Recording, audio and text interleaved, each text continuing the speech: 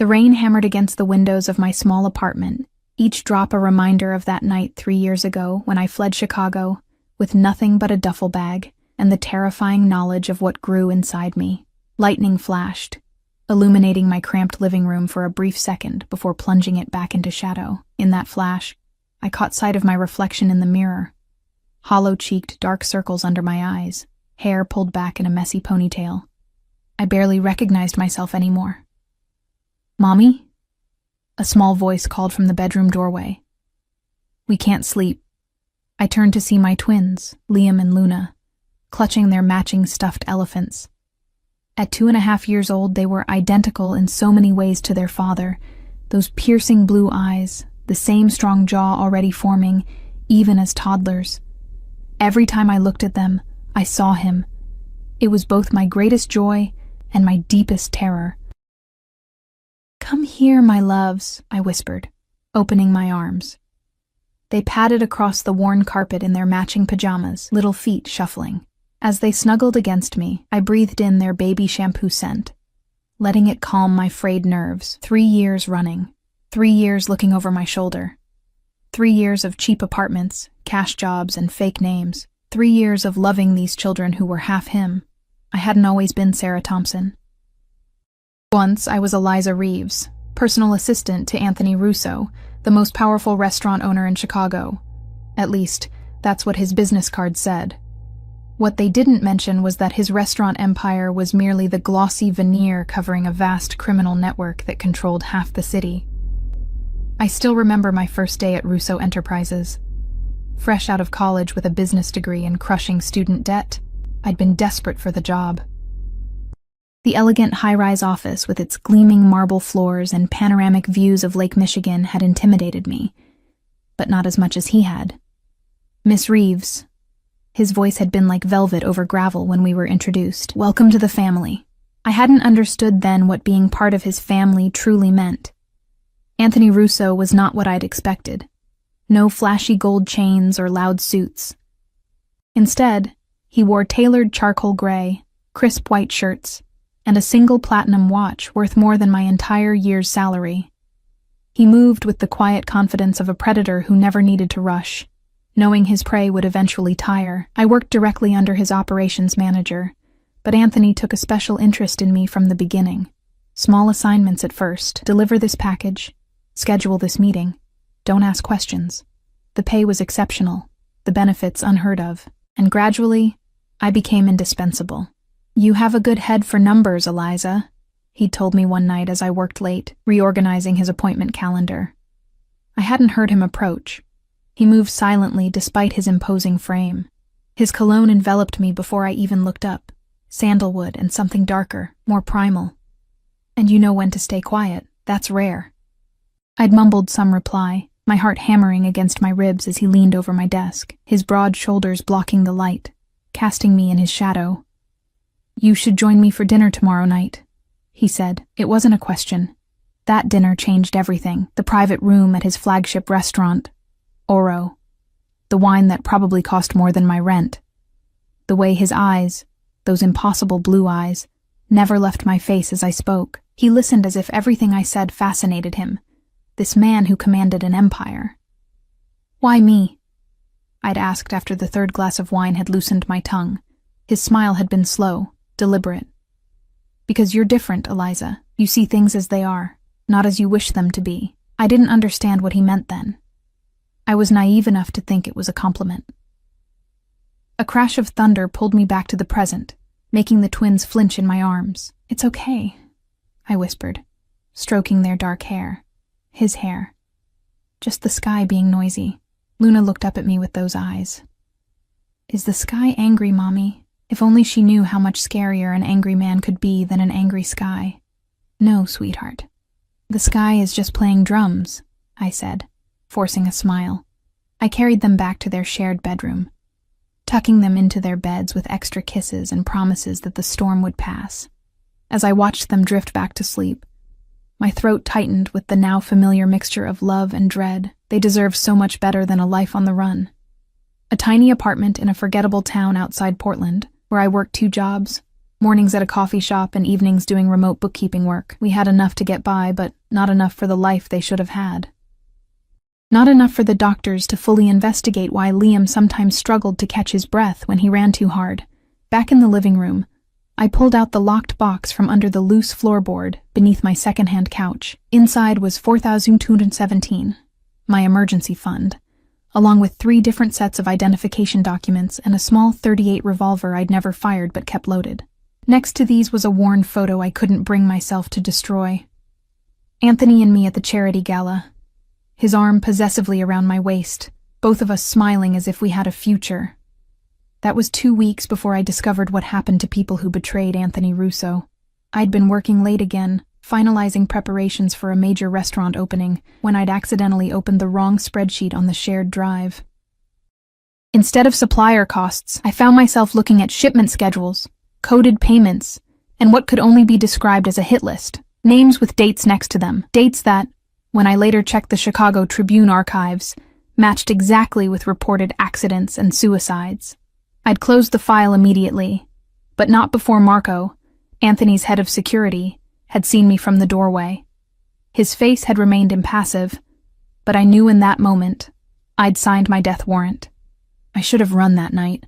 Instead, I'd convinced myself I was overreacting, that Anthony would protect me, that what we had, those nights in his penthouse, his promises, the way he looked at me as if I were the only woman in the world, meant something. The next day, I overheard Marco and Anthony in his office. She saw the Dresden file, Marco's voice, flat and emotionless. A long pause. "You're sure?" "Yes, boss." Another pause, longer this time. "I'll handle it." Just 3 words, but they'd chilled me to the bone. I knew then what handling it meant in Anthony's world. That night, Anthony had been particularly attentive. He'd brought me to his penthouse, cooked dinner himself, a rarity, and opened a bottle of wine he'd been saving for a special occasion. To us, he'd toasted, his eyes never leaving mine as we clinked glasses. I'd pretended to drink while my mind raced through escape scenarios. "You seem distracted tonight, cara mia," he'd said, brushing a strand of hair from my face with fingers that had likely ordered dozens of deaths. "Something on your mind?" I forced a smile. "Just tired. End of quarter reports." He'd studied me for a long moment, his expression unreadable. "You know you can tell me anything, don't you, Eliza? Anything at all." I nodded, wondering if he could hear my heart trying to beat its way out of my chest. "I would never let anyone hurt you," he continued, taking my hand. His touch, once electrifying, now made my skin crawl. "You're mine to protect, always." That night, as he slept beside me, I slipped from his bed for the last time. I took nothing from his apartment that could be traced. Instead, I went to my own place, packed essentials, emptied my meager savings account, and vanished. 2 weeks later, holed up in a motel room 3 states away, I discovered I was pregnant. Another crack of thunder brought me back to the present. I returned the emergency box to its hiding place and checked the locks on the doors and windows. A ritual I performed at least 3 times every night. The storm was getting worse, wind now howling around the eaves of the old building. I was making tea to calm my nerves when I heard it. A sound that didn't belong with the rain and wind. The subtle crunch of tires on wet gravel. Headlights swept across my living room wall for the briefest moment before going dark. My neighborhood wasn't the type where people made social calls at 11:30 p.m. during thunderstorms. I moved silently to the window, carefully peering through a crack in the blinds. A black SUV with tinted windows sat in the small parking lot. Not just any SUV, a Mercedes G-Wagon, exactly like the ones Anthony's security team used.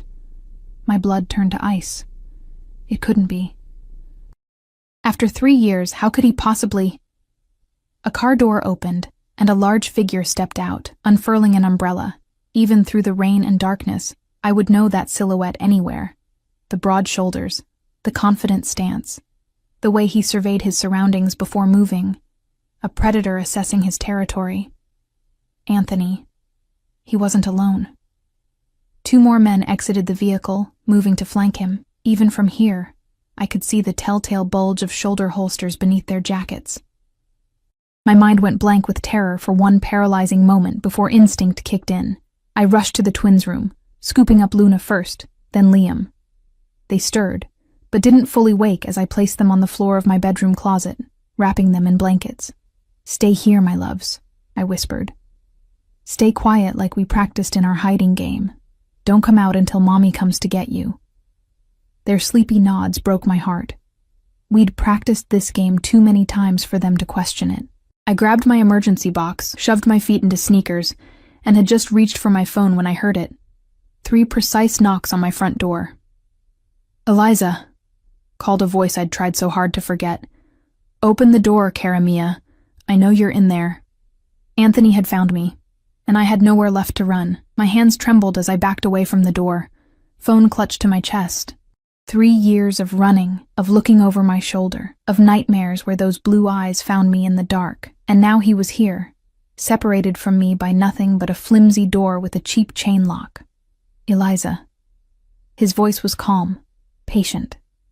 The voice of a man who knew he had all the time in the world. "Don't make this more difficult than it needs to be." My mind raced. The back window? No. His men would be covering all exits. The neighbors? Elderly Mr. Peterson on one side, who was half deaf, and the young couple on the other, who worked night shifts. No one to help. My finger hovered over the 9 on my phone. But what would I tell the police? That the father of my children, a man whose name I'd never put on their birth certificates, had found us? A man who, as far as I knew, had never been charged with a crime despite the empire of violence he controlled? "I just want to talk," Anthony continued. I could picture him standing there, immaculate, even in the storm, not a hair out of place. 5 minutes. Then, if you still want me to leave, I will. Lies. Anthony Russo never walked away from what he considered his. "You have the wrong apartment," I called back, trying to disguise my voice. "There's no Eliza here." A soft chuckle from the other side of the door sent shivers down my spine. "Sarah Thompson, then. That's what you're calling yourself these days, isn't it? Or should I call you Elena Davis? Maria Collins? You've had quite a collection of names since you left Chicago." My knees nearly buckled. He knew everything. Had he always known? Had he been tracking me all this time? Watching from the shadows as I built this fragile new life? "What do you want?" I asked, moving closer to the door despite myself. The pull he had on me even now was terrifying. "Open the door, and I'll tell you." My fingers brushed against the chain. One simple movement and he would be in my life again. Back in my home. My brain screamed at me to run, to grab the twins and flee through the fire escape. But something deeper, something I couldn't name, made me hesitate. "How did you find me?" I needed to know. "Your mother's illness." 2 words that made the floor drop from beneath me. Mom had been diagnosed with stage 4 cancer 3 months ago. I'd risked everything to visit her in the hospice in Seattle, using yet another fake ID. I'd been so careful. "You've been watching my mother?" Rage replaced fear, hot and sudden. "She's dying, Anthony. She has nothing to do with this. I've been paying for her care since the diagnosis," he replied simply. "The best oncologists. Experimental treatments. Anything that might help." I couldn't process what he was saying. My mother's doctors had told her about an anonymous benefactor who'd covered her transfer to the prestigious cancer center. That had been Anthony? "Why would you—" "Because she's the grandmother of my children," he cut in, his voice hardening for the first time. "Children you kept from me for nearly 3 years. There it was, the real reason he'd come. "How long have you known?" I whispered, leaning my forehead against the door. "About the twins?" 6 months. "About where you were?" 3 months. "I've had men watching this apartment for weeks, making sure you were safe." Safe. As if I'd ever been in danger from anyone but him. "If you knew where I was, why wait until now?" I needed to be sure. Of what? That they're mine. I laughed, a harsh sound with no humor in it. "Have you seen them? They're the spitting image of you. Open the door, Eliza." No longer a request, a command. My hand moved to the chain before I could stop myself. Some part of me, the part that had once loved him, that still woke breathless from dreams of his touch. Wanted to see him. To end this chase once and for all. The door swung open. Anthony stood in the hallway, larger than I remembered, filling the doorframe with his presence. The years had been kind to him, a few more strands of silver in his dark hair perhaps, lines at the corners of his eyes slightly deeper. He wore a black overcoat, perfectly tailored as always. Not a drop of rain on him despite the storm. Behind him stood Marco and another man I didn't recognize, both scanning the hallway, hands inside their jackets. His eyes, those devastating blue eyes, traveled over me slowly, taking in the changes.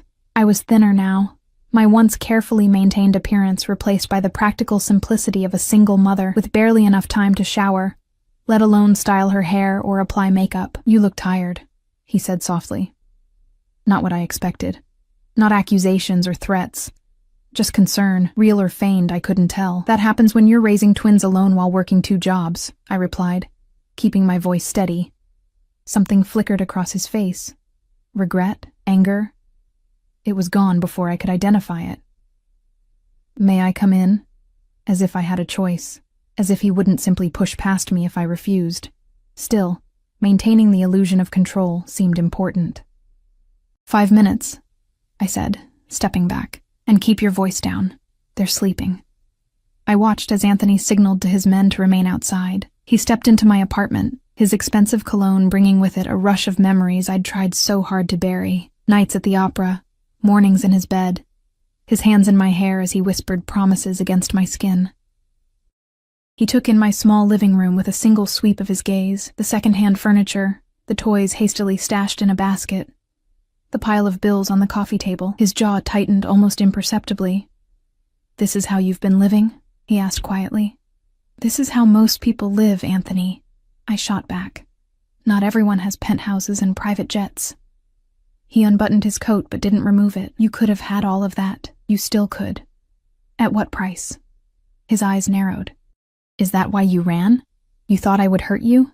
The absurdity of his question made me laugh again. "I saw the Dresden file, Anthony. I know what happens to people who become inconvenient to you." Understanding dawned on his face.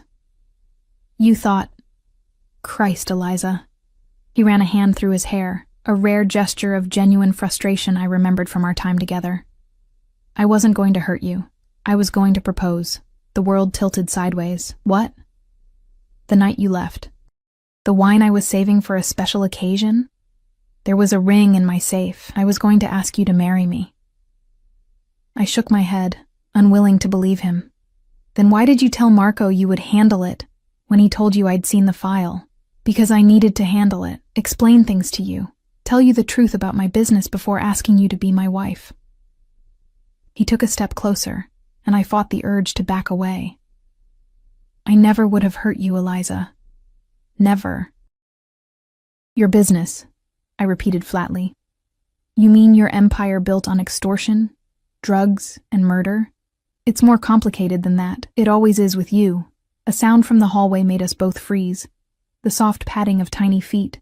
I turned to see Luna standing in the doorway of the living room, her elephant clutched to her chest, eyes wide with sleep and confusion. "Mommy," she called softly. "Who's that man?" Time stopped.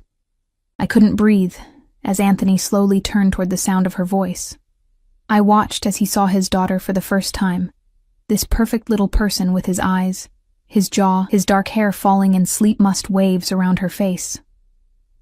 The expression that crossed his features then was one I'd never seen before on Anthony Russo's face. Shock. Wonder. Something that looked almost like fear. He took a half step toward her, then stopped, looking back at me as if asking permission. I moved quickly to Luna, scooping her up in my arms, positioning myself between her and her father. "This is an old friend of Mommy's," I told her, my voice surprisingly steady. "He was just leaving." Luna peered over my shoulder at Anthony, studying him with that solemn intensity both twins sometimes showed, another trait they'd inherited from him. "You look like Liam," she announced with a child's directness. Anthony's face did something complicated then, a muscle working in his jaw. "Does he?" he asked, his voice rougher than before. I turned away, carrying Luna back toward the bedroom. I'm putting her back to bed. Please be gone when I come back. It was a futile request, and I knew it. In the bedroom, I found Liam still asleep in the closet nest I'd made. I placed Luna beside him, tucking the blanket around them both. Go back to sleep, sweetheart, I whispered, kissing her forehead. The man has sad eyes, Mommy, Luna murmured as she drifted back to sleep. My throat tightened. Even at 2.5, she saw too much. When I returned to the living room, Anthony hadn't moved. He stood like a statue, staring at the children's drawings magnetized to my refrigerator door. She's beautiful, he said without turning. They both are? It wasn't really a question, but I answered anyway. Yes. Twins run in my family. My mother was a twin. I know. You told me once. He turned to face me then. Why did you run, Eliza? The real reason. I told you. I saw what happens to people who know too much about your business, and that's it? You didn't trust me enough to explain? Trust you? I hissed, keeping my voice low for the twins' sake. You're a criminal, Anthony. A killer. I've never killed anyone who didn't deserve it, he said simply. Who gets to decide that? You? Sometimes, yes. The casual admission sent a chill through me. This was the reality I'd been running from. Not just a dangerous man, but a man who believed his power gave him the right to decide who lived and who died. I need to see him, Anthony said after a moment. My son. No. The word came out sharp, desperate. His eyes hardened. They're my children too, Eliza. You have no legal claim to them. Their birth certificates list the father as unknown. Something dangerous flickered in his expression. We both know that's a lie. A DNA test would prove it in seconds. And then what? I demanded. You'll take them from me? Raise them in your world of violence and fear? I would never separate them from their mother. He took a step closer. But I won't be separated from them either. Not anymore. We stood facing each other, the air between us charged with 3 years of absence and secrets. What do you want, Anthony? I asked finally, exhaustion seeping into my bones. I want my family, he replied simply. You. The twins. All of us. Together. That's not possible. Why not? Because I don't love you anymore, I lied. The biggest lie I'd ever told. He studied my face for a long moment. You're still a terrible liar, cara mia. Before I could respond, a harsh cough echoed from the bedroom, followed by the unmistakable sound of a child struggling to breathe. Liam's asthma. I pushed past Anthony, running to the bedroom. Liam was sitting up in the closet, face flushed, hands at his throat, eyes wide with panic as he fought for air. Luna was awake beside him, her small face crumpled with worry. Liam's sick again, Mommy, she whispered. I grabbed his inhaler from the bedside table, helping him take a puff as I'd done countless times before. But this time, it didn't seem to be working. His lips were taking on a bluish tint, his breathing becoming more labored instead of easier. Fear unlike anything I'd felt before gripped my heart. He needs a hospital, came Anthony's voice from behind me. He'd followed me into the bedroom and was now kneeling beside us, his eyes fixed on our struggling son. Now. I nodded, too terrified to argue. Anthony didn't hesitate. He gathered Liam into his arms with surprising gentleness, nodding for me to bring Luna. My men will drive. I'll sit with him in the back, he said, already moving toward the door. Pack what they need, quickly. As I scrambled to grab essentials, I caught sight of Anthony whispering to Liam, one large hand gently rubbing his back as he struggled for breath. Our eyes met over our son's dark head. In that moment, I knew with absolute certainty that our lives had changed forever. Anthony Russo had found his children, and he would never let them go again, which meant he would never let me go either. The hospital waiting room was painfully bright after the darkness of the storm. I sat rigid in an uncomfortable plastic chair, Luna asleep across my lap, her weight both comforting and constricting. My eyes never left the swinging doors through which they'd taken Liam, Anthony following close behind. He's going to be okay, Anthony had assured me before disappearing with the doctors, his tone brooking no argument, as if he could command even illness to retreat from his son. Marco stood by the entrance, his face impassive as ever, while the second guard positioned himself near the emergency exit. Anthony's men, creating a perimeter, protecting us, or ensuring we couldn't leave. I stroked Luna's hair, my mind replaying the frantic drive to the hospital. Anthony in the back seat with Liam, speaking to him in soothing tones. First in English, then slipping into Italian when Liam's panic worsened. I hadn't known Anthony spoke Italian to children. There was so much I didn't know about the man who was my children's father. "Miss Thompson?" I looked up to see a nurse approaching. "Yes? How is he? How's my son?" "He's stabilized," she said with a reassuring smile. "The doctor is still examining him, but his breathing has improved significantly." Relief washed over me, so powerful I nearly wept. "Can I see him?" "Soon. The doctor wants to run a few more tests." She hesitated. "Your husband asked me to let you know he's staying with your son." He said not to worry. "My husband." I didn't correct her. "Thank you," I managed to say. When she left, I glanced at Marco, who was watching me with that unnerving steadiness. "Has he always known where I was?" I asked, unable to help myself. Marco's expression didn't change. No, but he was looking. Every day. The simple confirmation sent a complicated mixture of emotions through me. Fear, certainly, but also something else, something I refused to name. Why now? After 3 years? Marco studied me for a long moment before answering. "The boss believed you'd return on your own. When you didn't..." He shrugged one shoulder. "He never stopped looking, but he only found you when you went to see your mother. And he's been watching us since then? For 3 months?" "Protecting you," Marco corrected. "Making sure you were safe." I laughed bitterly. "Safe from whom? The only person I've been running from is him." Marco didn't respond, but something in his expression made me uneasy. Before I could press further, the doors swung open, and Anthony emerged, speaking quietly with a doctor. Even in this sterile environment, among medical professionals and worried families, he commanded attention. People instinctively moved out of his path, responding to something primal in his bearing that signaled predator. He spotted me, and nodded once before returning to his conversation with the doctor. I couldn't hear what they were saying, but I could see the doctor's demeanor change from professional detachment to eager agreement. Money changing hands? A threat? With Anthony, it was impossible to know where charm ended and coercion began. When he finally approached me, his face was grim. "What did they say?" I asked, fear returning. "You said he was going to be okay." "He is. For now." Anthony sat beside me, close enough that I could feel the heat radiating from his body. "But his condition is more serious than simple asthma. The doctor wants to admit him for observation and more tests." My stomach dropped. "What kind of tests?" "Pulmonary function, blood work, cardiac evaluation." He named each one with clinical precision, as if distancing himself from the reality that these tests were for his son. Our son. "I can't afford..." "Don't." He cut me off, anger flashing in his eyes. "Don't even finish that sentence. Money is not an issue. It never was." I looked away, shame and pride warring within me. "I didn't want your money, clearly." His gaze swept over my worn clothes, the holes in my sneakers. "You've been struggling, working yourself to exhaustion. While our children..."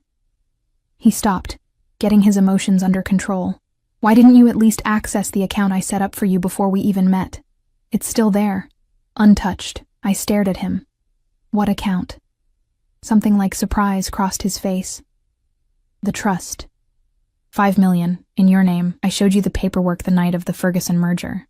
I shook my head slowly. I thought that was just for the project. Temporary access. "It was yours, Eliza. It still is." He studied me. "You really didn't know?" "No." He leaned back, processing this. "So you've been working 2 jobs, living in that apartment, struggling to provide for our children. When all this time you could have..." He cut himself off, jaw tight. "I wouldn't have taken it even if I'd known," I said quietly. Out of pride or fear. Both, I thought, but didn't say. The silence stretched between us, broken only by the hospital sounds and Luna's soft breathing. Finally, Anthony spoke again, his voice lower. "Has he had these attacks before?" I nodded. "A few times. The doctor in Seattle said it was asthma, prescribed the inhaler. But it's been getting worse. And you didn't think to get a second opinion? More tests? The accusation stung, not least because I'd asked myself the same question countless times. I did what I could with what I had, Anthony. Health insurance isn't exactly easy to get when you're living under a false identity. Regret flickered across his face. I didn't mean... He sighed. I'm not blaming you.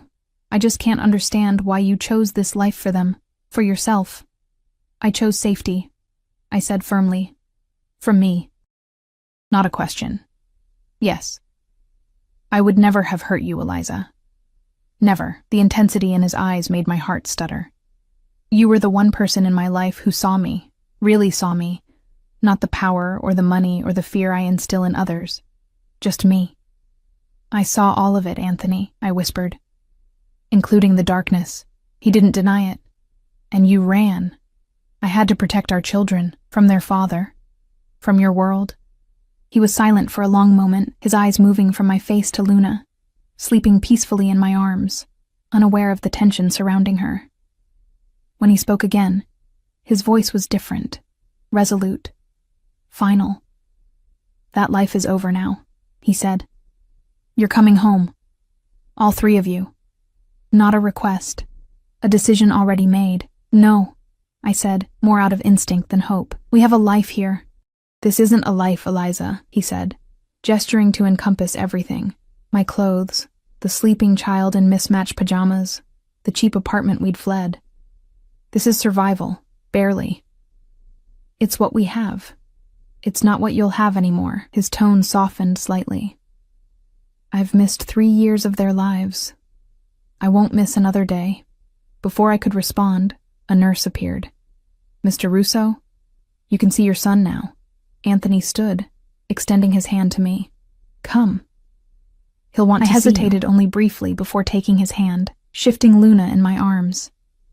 His fingers closed around mine, warm and strong, the familiar calluses on his palm a tactile memory I'd tried so hard to forget. Marco moved to take Luna from me, but Anthony shook his head. No. The family stays together. Family. Such a simple word, so complex in meaning. Liam's hospital room was dimly lit, the small figure in the bed making my heart contract painfully. Tubes and wires connected him to machines that beeped steadily, monitoring his every breath. He looked so tiny, so vulnerable. Mommy, he called weakly when he saw me. His eyes, so like Anthony's, moved to the man beside me. Are you the man Luna saw? Anthony stepped forward, his movements carefully controlled, as if approaching a wounded animal. Yes, I am. My name is Anthony. You look like me, Liam observed solemnly. Anthony's smile was unlike any I'd seen on him before. Soft, genuine, touched with wonder. Yes, I do. Or rather, you look like me. Liam considered this. Are you my daddy? The question hung in the air, simple, yet monumental. I felt Anthony tense beside me, waiting for my intervention, my denial perhaps, but I was tired. Tired of running, tired of lying, tired of facing everything alone. And seeing Liam in that hospital bed had crystallized something I'd been avoiding for 3 years. My children deserved more than I alone could give them. Yes, sweetheart, I said softly. This is your daddy. Anthony's sharp intake of breath was the only indication of his surprise. His eyes met mine over Liam's head, filled with an emotion I couldn't name. Why haven't you been with us before? Liam asked, direct as always. Anthony sat carefully on the edge of the bed. Because I couldn't find you, he answered simply. I've been looking for a very long time. Were we hiding? Yes, I interjected. We were playing a very long game of hide and seek. And I won, Liam said, a small smile appearing despite his exhaustion. Yes, you did, Anthony agreed, reaching out to gently touch Liam's hand. You won. Luna stirred in my arms, blinking sleepily before her eyes focused on her brother. Liam sick? She asked. Yes, but the doctors are making him better, I assured her, moving closer to the bed so she could see her twin was okay. Daddy's here, Liam told Luna matter-of-factly, pointing at Anthony. Luna's eyes widened, She looked from Anthony to me, seeking confirmation. When I nodded, she studied Anthony with that unnerving intensity both twins sometimes displayed. "We have the same eyes," she announced. "Yes," Anthony said softly. "You have my eyes." "And my nose?" Luna asked, touching her small nose. Anthony smiled. "Your nose is all your mother's, perfect." The casual compliment made heat rise to my cheeks. I placed Luna on the bed next to Liam, watching as the twins instinctively shifted to accommodate each other, a synchronized dance they'd been performing since before birth. "They've never been separated," I told Anthony quietly. "Not for a single night." He nodded, understanding what I wasn't saying. Whatever happened next, the twins must stay together. A doctor entered the room, clipboard in hand. "Mr. and Mrs. Russo, could I speak with you for a moment?" Again, I didn't correct the assumption.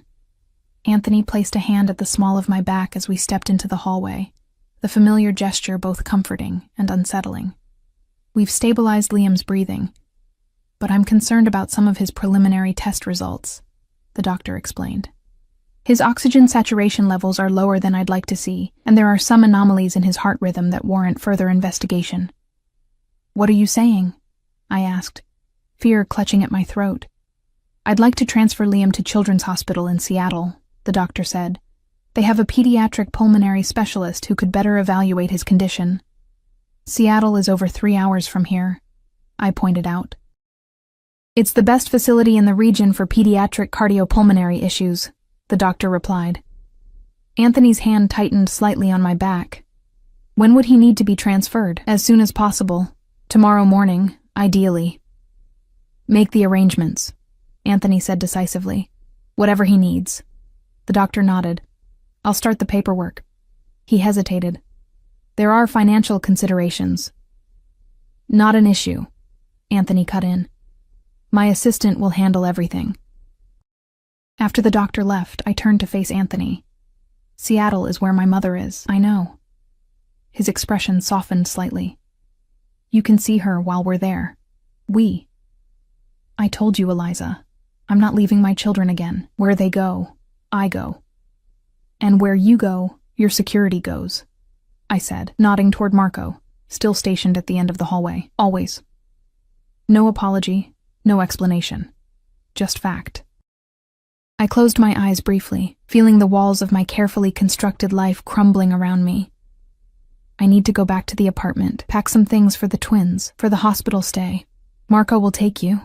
I'll stay with the children. The thought of leaving the twins with Anthony, a man they'd just met, a man I'd fled from, made panic rise in my throat. But looking at him now, seeing the concern in his eyes as he glanced back toward Liam's room, I knew he would protect them with his life. "Okay," I agreed. "But I'll be back in an hour, no longer." He nodded. "I'll be here." As I followed Marco toward the exit, I glanced back to see Anthony returning to the hospital room, his tall frame silhouetted in the doorway for a moment before he disappeared inside. To our children. Outside, the storm had passed, leaving the world washed clean, the air sharp with the scent of rain-soaked earth. Marco led me to the SUV, opening the passenger door with unexpected courtesy. "He never stopped looking for you," Marco said as we pulled away from the hospital. Not for a single day. I stared out at the wet streets, trying to process everything that had happened in the span of a few hours. Did he know? About the pregnancy? No. Marco kept his eyes on the road, not until he found you. Would it have mattered? If he'd known.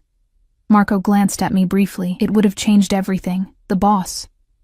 He values family above all else. Family. Such a loaded word in Anthony's world. Family meant loyalty, protection, belonging. It also meant ownership, control. "He won't let us go, will he?" I asked, already knowing the answer. "No," Marco replied simply. "He won't." As we pulled up to my apartment building, I saw it differently now. The peeling paint, the broken security light, the rusty playground equipment in the small yard. For 3 years this had been our sanctuary. Now it just looked sad, inadequate. "I'll wait here," Marco said. Inside, the apartment felt empty, abandoned already. I moved through the rooms, gathering clothes, toys, the stuffed elephants the twins couldn't sleep without. In the bathroom, I caught sight of myself in the mirror, pale, exhausted, fear etched into every line of my face. For 3 years, I'd been running from Anthony Russo. Now he'd found us, and nothing would ever be the same again. The question was, what happened next? The transfer to Seattle Children's Hospital went smoothly the next morning. Too smoothly. A private ambulance appeared precisely at 8 a.m., along with a medical team that clearly wasn't standard hospital staff. The head nurse who'd been caring for Liam overnight looked both impressed and intimidated. "Your husband has connections," she murmured to me as we prepared Liam for transport. I didn't respond. Anthony's connections were precisely what had terrified me 3 years ago. He'd stayed the entire night, settling into the chair beside Liam's bed, with the easy confidence of a man accustomed to making any space his own. I'd dozed fitfully on the small couch with Luna, waking often to find Anthony's eyes on me in the dim light, his expression unreadable. Now, as I watched the medical team transfer Liam to the transport stretcher, Anthony spoke quietly into his phone, issuing directions in that calm, commanding tone that expected immediate obedience. "The penthouse needs to be prepared." "Yes, all of it. Security protocols alpha level. Dr. Kessler should be on standby." "No, I want him personally. Price is not an issue." I turned away, focusing on explaining to the twins what was happening. "We're going to a bigger hospital in Seattle," I told them, keeping my voice bright, "with doctors who specialize in making little lungs work better." "Will Daddy come too?" Luna asked, loud enough for Anthony to hear. She'd taken to the term with surprising ease, as if she'd been waiting her whole life to say it. Anthony ended his call and approached us, kneeling to Luna's eye level. "Yes, Principessa. Daddy will be there the whole time."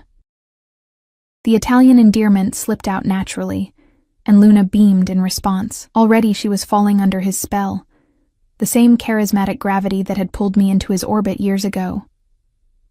"Can we go in your big car?" Liam asked from the stretcher, his voice stronger today, though still worryingly raspy. "The doctors need to take you in a special medical vehicle," Anthony explained. "But Luna can ride with me, if that's okay with your mother." He glanced up at me, a question in his eyes. I hesitated. The thought of separating the twins, even briefly, went against every instinct, but the alternative, riding in the ambulance while leaving Luna alone with Anthony, seemed equally impossible. "I'll go with Liam," I said finally. "You take Luna, but we stay together on the road. No detours, no separating." Something like approval flickered in Anthony's eyes. "Agreed." The journey to Seattle was surreal. I sat beside Liam in the ambulance, watching the medical team monitor his vitals with professional efficiency. Through the small rear window, I could see Anthony's Mercedes following at a precise distance, never falling behind, never drawing too close. Liam drifted in and out of sleep, the medication making him drowsy. During his waking moments, his questions were all about Anthony. "Is Daddy rich? He has a fancy watch. Does Daddy live in a castle? Luna thinks so. Why didn't you tell us about Daddy before?" Each question pierced my heart. How could I explain to a 2-year-old why I'd kept his father from him? How could I make him understand my fear without making Anthony into a villain? "Sometimes grown-ups make complicated decisions," I said finally. "Daddy and we had some things to figure out, but now he found us," Liam said, satisfaction in his small voice. "So we can be a real family, a real family." Such a simple concept to a child. So impossibly complex in reality. By the time we reached Seattle Children's Hospital, I'd steeled myself for what was coming. Anthony Russo was back in our lives, and fighting it would only hurt the twins. For their sake, especially for Liam's health, I would need to find a way to coexist with the man I'd run from, the man who, despite everything, still made my pulse quicken when his eyes met mine. The hospital had clearly been prepared for our arrival. We were whisked through a private entrance to a luxurious suite that looked more like a hotel room than a hospital ward. A team of specialists was waiting, including a distinguished older doctor who greeted Anthony with the familiarity of a long acquaintance. "We'll start the comprehensive assessment immediately," the doctor told us. "Don't worry. We'll take excellent care of your son." The next few hours passed in a blur of tests, consultations, and medical terminology that left my head spinning. Through it all, Anthony remained a steady presence, asking incisive questions, demanding clear explanations, ensuring Liam was comfortable at every stage. Luna stayed close to me, unusually quiet, sensing the gravity of the situation despite her young age. It was past noon when Dr. Kessler, the pediatric cardiopulmonary specialist Anthony had specifically requested, called us into a consultation room. Luna had finally fallen asleep on a cot the nurses had provided, exhausted by the morning's events. "I've reviewed all of Liam's tests," Dr. Kessler began, his expression serious. "He has what we call congenital pulmonary valve stenosis, a narrowing of the valve that regulates blood flow from the heart to the lungs." The room seemed to tilt around me. Is it serious?" "In Liam's case, yes. The stenosis is severe enough to be restricting blood flow significantly, which explains his breathing difficulties and the bluish tint you've sometimes noticed in his lips." "Can it be treated?" Anthony asked, his voice controlled but tight. "Yes. He needs surgery to repair or replace the valve." Dr. Kessler's eyes moved between us. "The good news is that with proper treatment, children with this condition often go on to lead completely normal lives." "Surgery." I whispered the word, my worst fears confirmed. "How dangerous is it?" "All surgery carries risks," Dr. Kessler acknowledged, "but this procedure has a high success rate, especially in a child Liam's age." "When?" Anthony's question was direct, practical. "As soon as possible. I'd recommend scheduling it for early next week. That gives us time to complete a few more specialized tests and get Liam in the best possible condition for surgery." After Dr. Kessler left, I remained frozen in my chair, overwhelmed by the diagnosis, by the thought of my little boy undergoing heart surgery. Anthony moved to kneel before me, taking my cold hands in his warm ones. "He's going to be fine," he said firmly. "Kessler is the best in the country. I made sure of it." I looked into his eyes, those impossibly blue eyes that both our children had inherited. "How can you be so certain?" "Because I won't accept any other outcome." The absolute conviction in his voice was both terrifying and comforting. This was the Anthony I remembered, the man who bent the world to his will through sheer force of determination. "I'm scared," I admitted, the words barely audible. His hands tightened on mine. "I know. But you're not alone anymore, Eliza. We'll face this together. Together." The word hung between us, loaded with implications neither of us was ready to address. "I need to see my mother," I said suddenly. "If Liam is going to be here for days before the surgery." Anthony nodded. "Of course. She's at Seattle Grace Hospice, about 20 minutes from here. Marco can take you this evening once Liam is settled." The fact that he knew exactly where my mother was staying didn't surprise me anymore. Of course he knew. Anthony Russo left nothing to chance. "Thank you," I said, the words feeling insufficient, "for bringing us here, for making sure Liam gets the best care." Something softened in his expression. "He's my son, Eliza. There's nothing I wouldn't do for him." He paused, eyes intent on mine. "For either of them. Or for you." Before I could respond, a nurse entered to inform us that Liam was back in his room, asking for us. The moment broke, and we returned to our son's side. The rest of the day passed in the strange limbo of hospital time. Stretches of tedious waiting punctuated by bursts of activity as doctors and nurses came and went. Anthony worked from Liam's room, making calls and sending emails, seamlessly shifting his empire's operations to Seattle without missing a beat. Occasionally, I caught fragments of his conversations, references to shipments, accounts, territorial disputes resolved with a few carefully chosen words. It was easy to forget, watching him read a picture book to the twins with exaggerated voices that made them giggle, that this was the same man whose name was whispered with fear in Chicago's criminal underworld. Easy to forget, until Marco appeared at the door with a quiet message that made Anthony's expression darken momentarily before he excused himself. "Business," he explained briefly. "I won't be long." In his absence, I helped the nurses get Liam settled for the night. Luna refused to leave her brother, curling up beside him on the hospital bed, despite my gentle attempts to separate them. "Let them be," the night nurse advised with a kind smile. "Sometimes the best medicine is the comfort of someone you love." I watched my twins drift off to sleep, their dark heads close together on the pillow, their breathing synchronized as it had been since before birth. The sight made my chest ache with love and fear. Love for these perfect beings I'd created. Fear for what the future held now that Anthony had found us. As if summoned by my thoughts, he appeared in the doorway, his expression unreadable. "They're asleep?" I nodded. Luna wouldn't leave him. "They're connected," he observed. "More than ordinary siblings. They always have been. Even in the womb, the ultrasound showed them holding hands."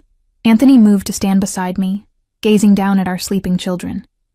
"I missed so much," he said quietly, regret evident in his voice. "Their birth. First steps. First words. Liam's was book," I found myself saying. Luna's was no. They were both early talkers. A small smile touched his lips. Of course they were. They're Russo's. The simple statement sent a shiver through me, a reminder that these children weren't just mine anymore. They were heirs to the Russo name, to all the power and danger that entailed. "Your mother," Anthony said after a moment. "Marco is ready to take you whenever you'd like." I hesitated, looking back at the twins. "I don't want to leave them." "I'll be here," Anthony assured me. "Nothing will happen to them while I'm watching over them." Of that, at least, I was certain. Whatever else Anthony Russo might be, he would protect his children with his life. "Okay," I agreed. "I won't be long." The drive to the hospice was quiet, Marco's silence giving me space with my thoughts. Seattle's lights blurred through rain-streaked windows, the city so different from the small town I'd been hiding in, yet still not the urban jungle of Chicago.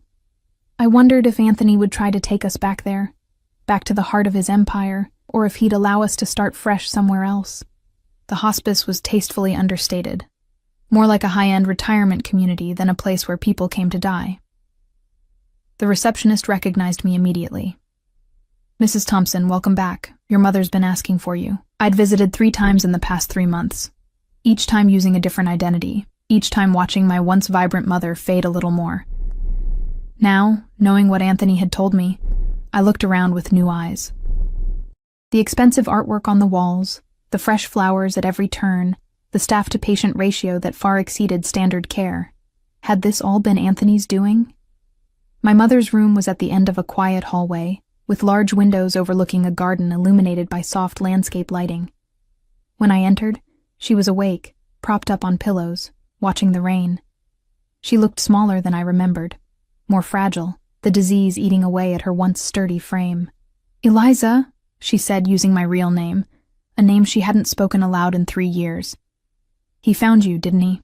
I froze in the doorway. "What?" She smiled faintly. "Anthony Russo. He came to see me last month." The revelation stunned me into silence. Anthony had visited my dying mother, had sat in this very room, perhaps in the chair beside her bed. What did you talk about?" I finally managed. "You. The twins." She patted the bed beside her, and I sat, taking her frail hand in mine. "He showed me pictures. They're beautiful, Eliza. So like him. You knew who he was? All this time?" She nodded slowly. "I knew you were working for him in Chicago. And I guessed, when you showed up on my doorstep 3 years ago, terrified and pregnant, I guessed who the father was. Why didn't you say anything? Would it have changed your decision to run?" She asked simply. "No," I realized. "It wouldn't have. Nothing could have made me stay, not after seeing that file, not after overhearing that conversation between Anthony and Marco. He's been paying for all this, hasn't he?" I gestured around the luxurious room. "Yes." No apology in her tone. "He came to me directly after finding you. Said he wanted to ensure I received the best care possible, as the grandmother of his children." "And you accepted? From a man like him?" My mother's eyes, still sharp despite her illness, fixed on mine. "A man like him? You mean the father of your children? The man you loved enough to have those children with?" "It wasn't like that," I protested weakly. "I didn't know I was pregnant when I left." "But you loved him." It wasn't a question, so I didn't answer. Instead, I asked, "What did he tell you? About why I ran?" "He said you'd seen something that frightened you. That you misunderstood." She squeezed my hand. "He also said he'd never stopped looking for you. That finding you and the children was all that mattered to him now. Do you believe him?" She considered this. "I believe he loves you, in his way. And I believe he will move heaven and earth for those children. She paused. He reminds me of your father, in some ways. The comparison startled me. My father had been a construction foreman. Hard-working, strict, utterly devoted to his family. Nothing like the criminal empire builder I'd fled from. Dad wasn't anything like Anthony, I objected. Not in circumstances, no. But in nature, she smiled faintly. That same intensity, the same absolute certainty that he knows what's best for his family. The same willingness to do whatever necessary to protect what's his. The possessive phrase echoed in my mind, reinforcing the truth I'd been avoiding. In Anthony's world, we were his. His children. His woman. His to protect. His to control. Liam is sick, I said, changing the subject. We're at Children's Hospital.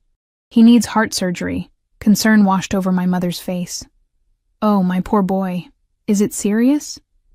Yes, but the doctors say the prognosis is good with surgery. I hesitated. Anthony brought in specialists. The best in the country. She nodded, unsurprised. Of course he did. She studied my face. And now you're conflicted, because the man you've been running from for 3 years is the same man who's saving your son's life. Put that way, it seemed so simple. But nothing involving Anthony Russo was ever simple. I don't know what to do, Mom, I admitted, feeling like a lost child again. He won't let us go. Not now that he's found the twins. Is that really what you want? To keep running? Her gaze was uncomfortably perceptive. To keep denying those children their father, a father who clearly adores them? You don't understand what his world is like. No, she agreed, but I understand what it's like to raise children alone, to struggle and sacrifice and still come up short sometimes. She squeezed my hand. And I understand that you've been running for so long. Maybe you've forgotten what you're running towards. Not just what you're running from. Her words struck a nerve. What was I running towards? What kind of life did I envision for the twins? Always looking over our shoulders, always one step ahead of their father, living in cheap apartments and struggling to make ends meet. I'm afraid, I whispered. Not just of him, but of feeling something for him again. My mother's smile was sad, but knowing. The heart doesn't easily forget, my darling. No matter how much the mind might wish it to. We talked for another hour, about Liam's condition, about Luna's growing vocabulary, about the life I'd built in our small town. Not once did my mother criticize my choices or pressure me to reconcile with Anthony, but her parting words, as Marco arrived to take me back to the hospital, stayed with me. Trust yourself, Eliza. You've always had good instincts, and whatever you decide, know that those children are lucky to have both you and their father fighting for them. The drive back to the hospital was as quiet as the journey out had been. My mind whirled with my mother's revelations, with the impossible choices ahead of me. When we arrived, Marco spoke for the first time since we'd left. He would do anything for you, for all of you. His typically impassive face showed a flash of something almost like empathy. The boss is not an easy man, but he's never been more human than when he's with you. Before I could respond, he was opening my door, escorting me through the private entrance, returning me to the new reality I was still struggling to accept. In Liam's room, I found a scene I never could have imagined 3 days ago. Anthony Russo, feared Mafia boss, asleep in a chair pulled close to the hospital bed, one large hand resting protectively on the mattress between the sleeping twins. Luna had apparently woken at some point and convinced Anthony to read to them. A children's book lay open on his lap. Standing in the doorway, watching the 3 of them breathe in the quiet dimness, I felt something crack inside me, some wall I'd built to protect myself from the truth. The truth that, despite everything, we were a family, broken, complicated, dangerous, but a family nonetheless. And families, as my mother had reminded me, fought for each other, not against each other. The question was, could I find a way to fight alongside Anthony Russo, instead of running from him? The days leading up to Liam's surgery fell into an uneasy rhythm. Anthony transformed a portion of the hospital floor into a command center, running his business empire remotely while never straying far from Liam's room.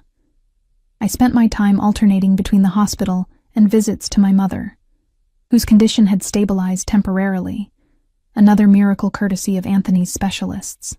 We existed in a strange limbo, Anthony and I, civil, cooperative, focused entirely on Liam's care, yet carefully avoiding any discussion of what would happen after. The twins accepted Anthony's presence with the easy adaptability of children, delighting in the attention he lavished on them. Luna, especially, had become his shadow, fascinated by this new father figure who spoke to her as if her toddler opinions were worthy of serious consideration. "She has your intelligence," Anthony remarked one evening, after Luna had engaged him in a detailed explanation of why elephants were superior to all other animals. "And your determination." "But your charm," I replied without thinking. "God help us all." His smile, a rare, genuine one that reached his eyes, caught me off guard. For a moment, I glimpsed the Anthony I'd fallen in love with, before I'd discovered the darker truths of his world. On the night before Liam's surgery, after both twins had finally fallen asleep, Liam in his hospital bed, Luna on the cot that had been permanently installed beside it, Anthony motioned me to join him in the small sitting area of the suite. "We need to talk," he said quietly, handing me a cup of the herbal tea he'd noticed I preferred. "About what happens after tomorrow." My stomach tightened. Here it was, the conversation I'd been dreading and postponing. "If you're going to tell me you're taking the twins to Chicago, you should know I'll fight you every step of the way," I said, my voice low but firm. "I don't care what resources you have. I won't let you drag them into that life." He studied me for a long moment. "Is that what you think I want? To separate you from our children?" "I don't know what you want, Anthony. You've made it clear you won't let us go, but you haven't exactly outlined your master plan." He sighed, rubbing a hand over his face, a rare gesture of fatigue from a man who prided himself on appearing invulnerable. "I want what any father wants, to protect his family, to provide for them, to be part of their lives, even if it puts them in danger. Your enemies are no longer a concern." His tone was final, absolute. "I've been restructuring over the past few months." I frowned. "What does that mean?" "It means I've been transitioning the organization to legitimate enterprises only. The restaurants, the real estate holdings, the investment portfolio, they've always been profitable on their own. The other operations are being dismantled or transferred." I stared at him, disbelieving. "You're leaving the life? Just like that?" "Not just like that. It's been in motion since I found you and the twins." His eyes held mine steadily. "I told you once that you saw me. Really saw me. What you may not have realized is that you also made me see myself differently. Made me want to be more than what I was. And your associates, they're just accepting this? Some have been compensated for their loyalty. Others have been persuaded to accept the new direction." The steel in his voice reminded me that, reformed or not, Anthony Russo was still a dangerous man. "The process will take time to complete fully, but the foundation is laid." I processed this information slowly, uncertain what to believe. "Why are you telling me this now?" "Because tomorrow our son will undergo major surgery, and life is unpredictable." He leaned forward, his expression more open, more vulnerable than I'd ever seen it. "And because I want you to understand that I'm offering our family, a fresh start." "What kind of fresh start?" "I've purchased property in the San Juan Islands. Private, secure, beautiful. Close enough to Seattle for Liam's follow-up care, but removed from my former life. A place where the twins can grow up with both parents, with every advantage, every opportunity." "Both parents," I repeated. I mean I want you with me, Eliza. Not as a hostage, not out of obligation, but because we belong together, the four of us." The directness of his declaration left me speechless. 3 years I'd spent running from this man, convinced he would destroy me if he found me. Now he sat before me, offering everything I'd ever wanted for my children: security, stability, a father who adored them, and implicitly, something I'd refused to admit I still wanted for myself: him. "I can't just forget everything," I said finally. "The things you've done, the person you've been." "I'm not asking you to," he replied. "I'm asking you to see the person I'm becoming, the person I want to be for them, for you." I looked away, unable to face the intensity in his eyes. I need time, Anthony. It's too much. Especially now with Liam's surgery tomorrow. He nodded, accepting this without argument. Take all the time you need. But know this, Eliza. I am not the villain in your story. I never was. Later that night, unable to sleep, I stood by the window of Liam's room, watching the lights of Seattle shimmer through a light rain. Anthony had gone to make calls, giving me space after our conversation. The twins slept peacefully, their matching dark heads stark against white hospital pillows, a fresh start. Was it possible? Could Anthony Russo really leave behind the empire he'd built through violence and fear? Could I trust that the man who'd made me fall in love with him years ago was the real Anthony, not the criminal whose name made hardened men tremble? More importantly, could I trust myself with him again? My phone buzzed with a text from my mother. Whatever you decide, follow your heart. It led you to those beautiful children. Maybe it knows something your fear doesn't. Morning came too quickly. Liam was prepped for surgery, his small face solemn as the doctors explained what would happen in terms a toddler could understand. Luna clung to my side, uncharacteristically quiet, sensing the gravity of the situation. I'm going to fix your heart, so you can run and play better, Dr. Kessler told Liam with a gentle smile. Will it hurt? Liam asked, his voice small. You'll be asleep the whole time, the doctor assured him. You won't feel anything. I'll be right here waiting when you wake up, I promised, smoothing his dark hair. And me, Anthony added, his large hand engulfing Liam's tiny one. Daddy will be right here too. As they prepared to take Liam to the operating room, Luna burst into tears, reaching for her twin. Don't want Liam to go. I knelt beside her, heartbreaking at her distress. Liam needs to go with the doctors so they can make him better. We'll see him very soon. She shook her head violently, inconsolable. It was Anthony who found the solution, kneeling beside us both. Luna, Principessa, do you know what a guard is? He asked seriously. She hiccuped, momentarily distracted. Like police? Like a protector. Someone who watches over someone very important. He glanced at me, seeking permission, before continuing. Liam needs a special guard while the doctors help him. Someone brave. Someone who loves him very much. Me?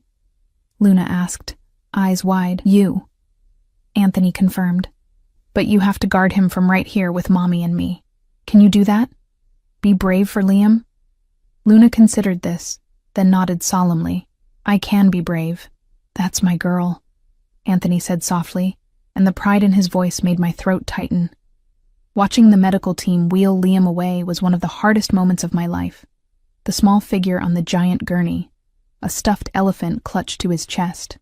My baby, about to undergo heart surgery at barely 3 years old. Anthony's hand found mine as the doors closed behind our son. I didn't pull away.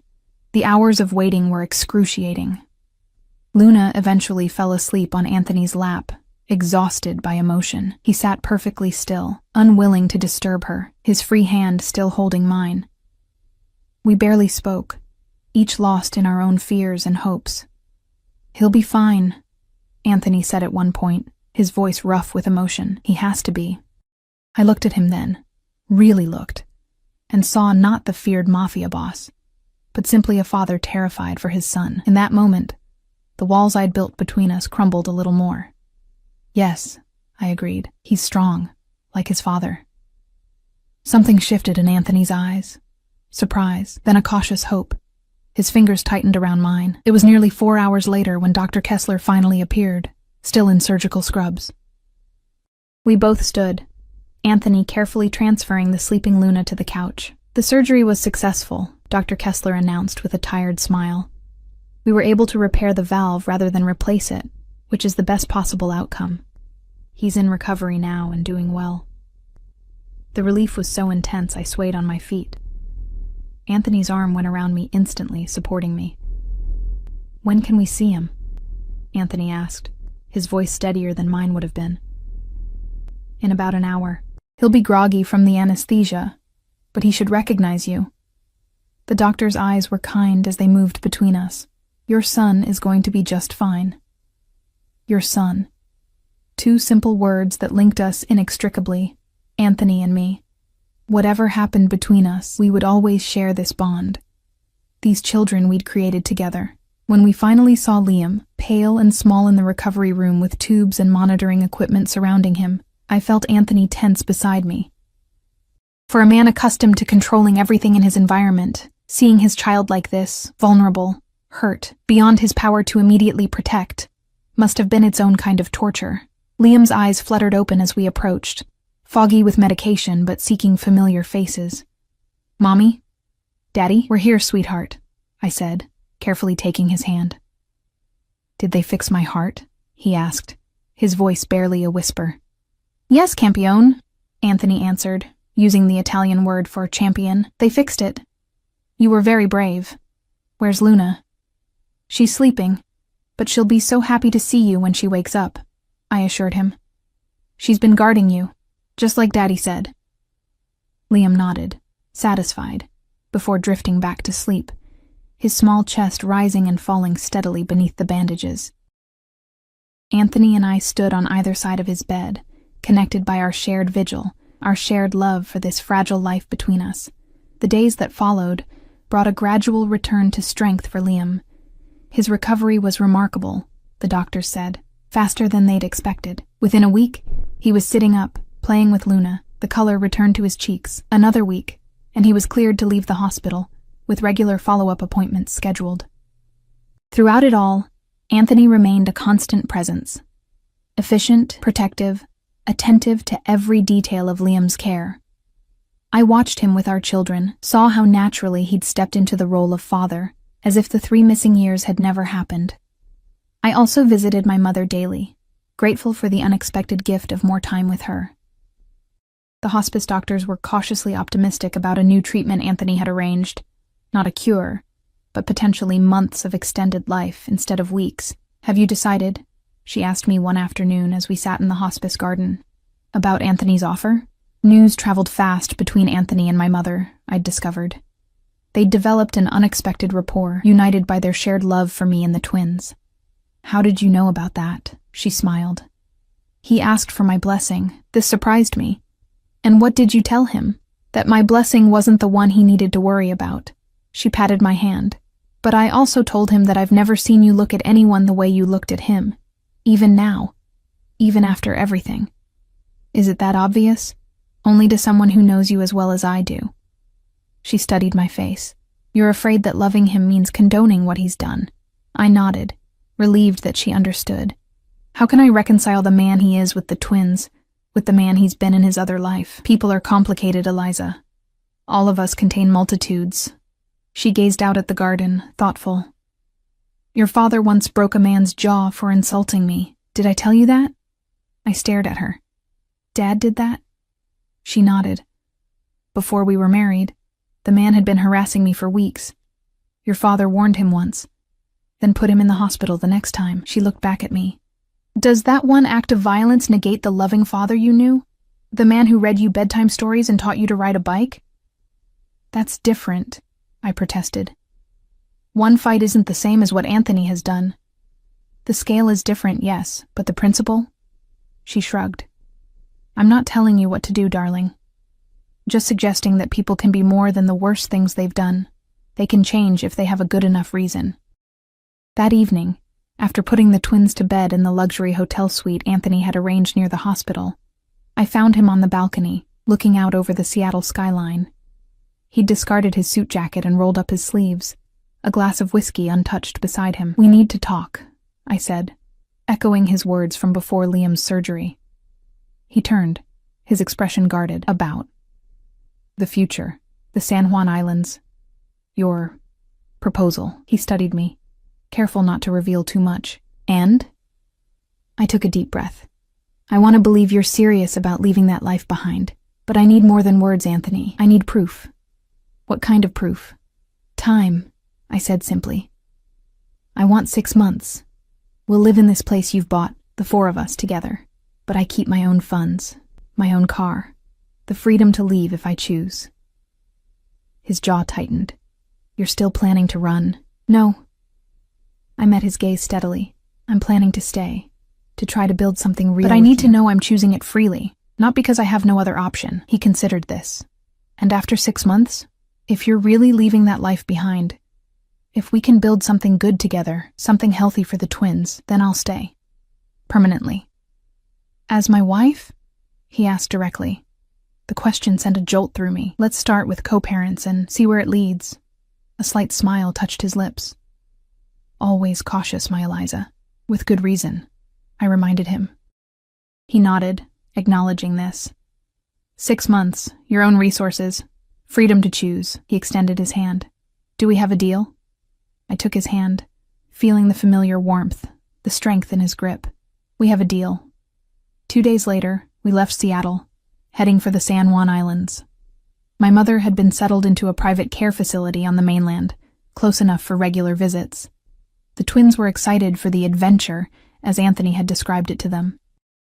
The property, when we arrived, took my breath away. A modern cedar and glass house perched on a bluff overlooking the water, surrounded by towering pines, private, secure, yet open to the beauty of the Pacific Northwest. Inside was equally impressive. Spacious, filled with light, with a playroom for the twins that made their eyes go wide with wonder. Do we live here now? Luna asked, already claiming a bedroom with a window seat overlooking the water. For now, I answered, watching Anthony's expression carefully. Forever, he corrected, his eyes on mine. A promise, not a command. The weeks that followed brought a strange new normal. Anthony worked remotely, his business calls conducted behind closed doors, but never concealed from me.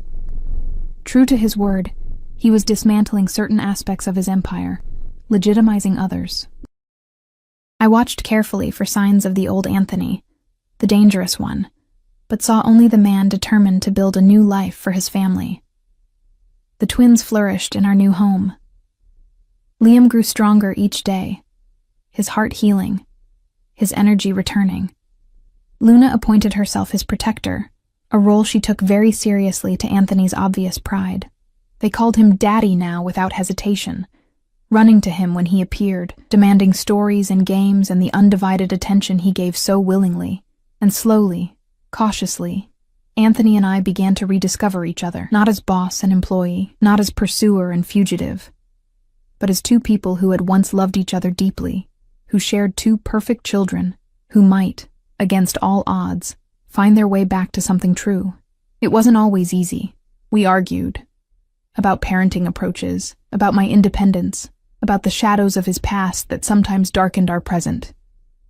But we talked too, more honestly than we ever had in Chicago, about our fears, our hopes for the twins, our complicated feelings for each other.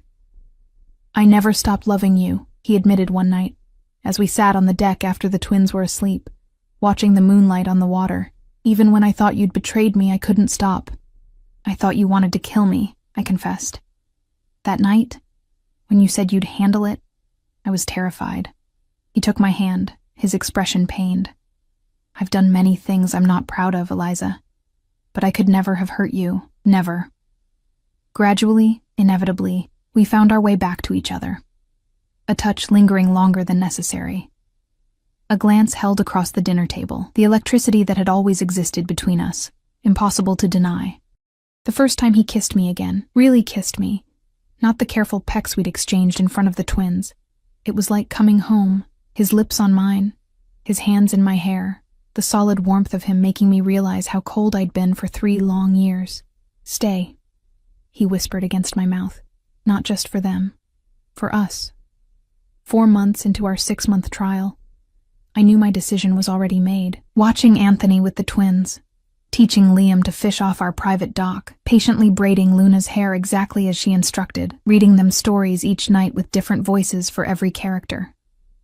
I saw the man I'd fallen in love with in Chicago, the man who, despite his flaws, despite his past, loved with a fierceness and devotion that took my breath away, and I loved him.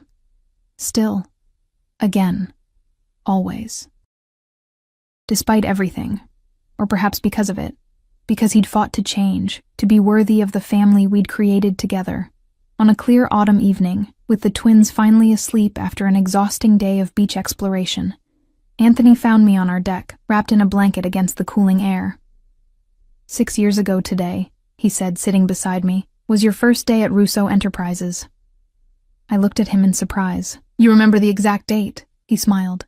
That rare, genuine smile that still made my heart skip. I remember everything about you, Eliza.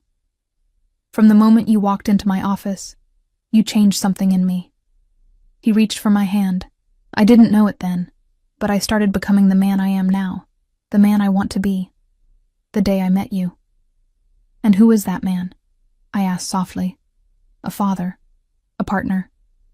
He paused, his blue eyes, the eyes our children had inherited, fixed on mine. A husband, if you'll have me. My breath caught as he produced a small velvet box. Inside was a ring I recognized. The same one he'd described having in his safe the night I fled. A cushion-cut diamond surrounded by sapphires the exact color of his eyes. This was waiting for you 3 years ago, he said quietly. It's still waiting now, along with my heart. I looked from the ring to the man holding it. This complicated, powerful, devoted man who had moved heaven and earth to find us, who had changed his entire life to keep us, who loved our children with the same fierce intensity with which he loved me. Yes, I said simply. His smile was like the sunrise.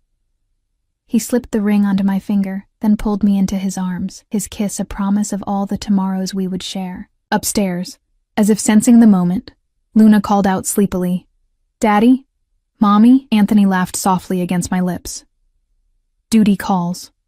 We went to our children together, hand in hand, the past finally behind us, the future, our future as a family, stretching out before us, bright with promise.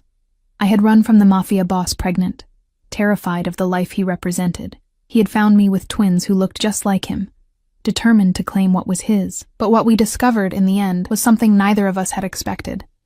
Redemption, forgiveness, and a love powerful enough to change even the most unlikely of hearts, including our own.